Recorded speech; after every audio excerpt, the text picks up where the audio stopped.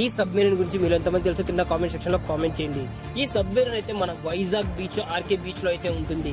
ఈ submarine museum ని government అయితే కనెక్ట్ చేశారు. ఈ గవర్నమెంట్ ఇక్కడ సబ్మెరీన్ మ్యూజియం పెట్టడానికి కారణం ఏంటి అంటే, యాక్చువల్ గా ఈ సబ్మెరీన్ వచ్చేసి 31 సంవత్సరాలు అయితే గవర్నమెంట్ కి వర్క్ చేసింది.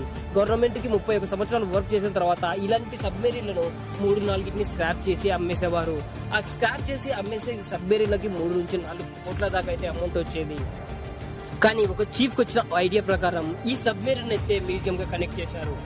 అయితే ఈ సబ్మెరీన్ ఉన్న ఒక ప్లేస్ నుంచి ఈ ఆర్కే బీచ్ పక్కనకి తీసుకురావడానికి 400 మీటర్ డిస్టెన్స్ అయితే ఉంది. ఆ 400 మీటర్ డిస్టెన్స్ కి అక్కడ నుంచి ఇక్కడికి తీసుకురావడానికి దాదాపు 1.5 సంవత్సరం అయితే కష్టపడ్డారు.